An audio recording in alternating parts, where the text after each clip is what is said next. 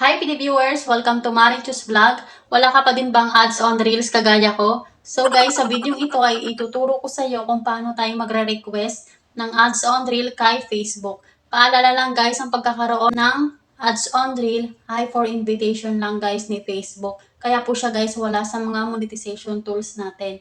At hindi rin siya guys nakadepende kung ilan at kung konti ang followers natin guys. Pero guys, ang napapansin ko sa mga nagpo-post na meron na daw silang ads on reel, binivisit ko guys yung Facebook nila at ang napapansin ko guys ay marami silang views sa mga video nila. Hindi lang ako guys sure kung kailangan maraming views. Pero guys, wala namang masama kung susubukan natin na mag-request na bigyan tayo ng ads on reel. So guys, yun. Kaya kung bago ka pa lang sa channel ko, dito ay nag-upload ako ng mga tutorial video, shorts video at personal vlog. And please subscribe my YouTube channel, Marichus Vlog, and follow my Facebook guys. Okay guys, start na tayo at tapusin mo tong video na to.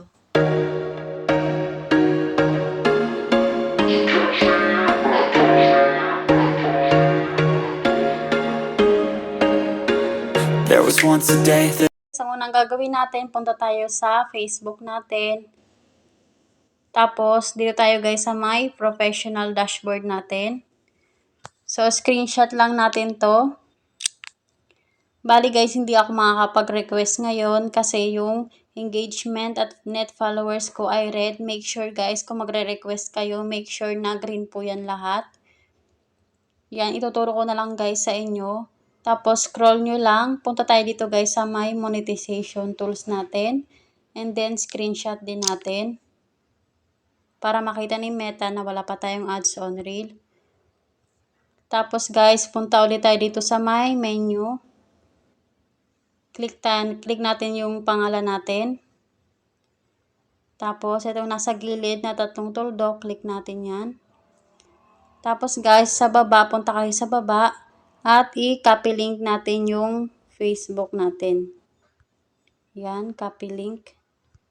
So guys, back na tayo. Yan, tapos scroll lang tayo guys, hanapin natin yung help and support. Punta tayo dito guys sa my report a problem. Sunod, continue to report a problem.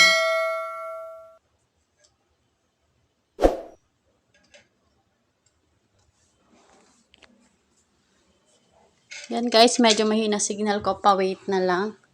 Tapos, click natin tong include in report. Scroll lang natin guys. Kung page ang gamit nyo, i-click nyo tong page. At kung profile naman ang gamit nyo, click nyo yung profile. So ako guys, profile yung gamit ko, kaya click natin tong profile. Click lang natin tong X. And then dito guys, sa upload from phone, click natin to para i-insert natin yung in-screenshot natin kanina. So, hanapin lang natin.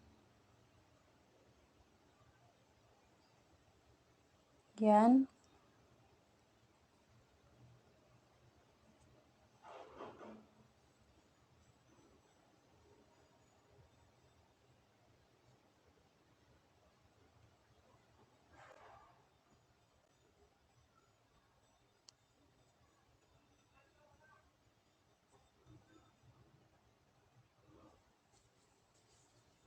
And then dito guys, sa may describe the issue, ilalagay lang natin dito yung magre-request lang tayo guys kay Facebook na bigyan tayo ng ads on reel. So guys, pwede nyo gayahin tong ilalagay ko. Ilalagay ko na lang guys sa comment section. Lagay ko muna yung link ng Facebook.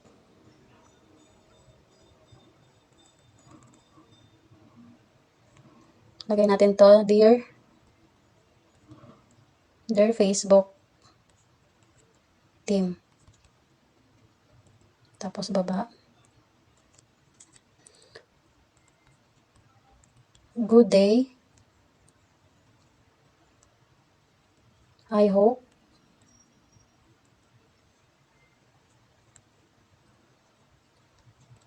you will give me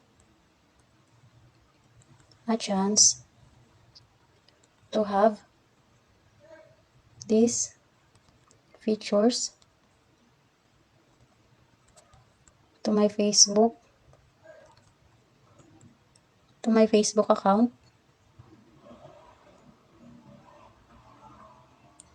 Ads on Reels. I promise that I will upload useful content, and I won't violate Facebook community policies anymore.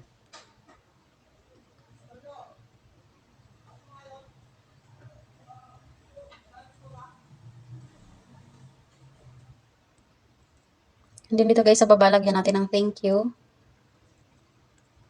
Facebook team.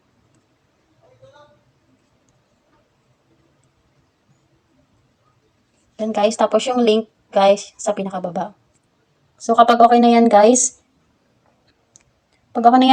click nyo lang yung send.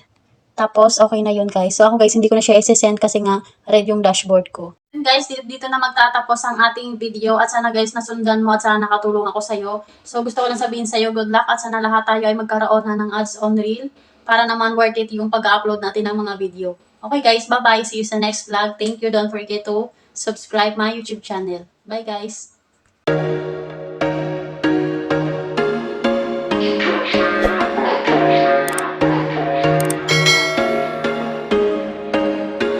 There was once a day that I would pray for you. I'd go and miss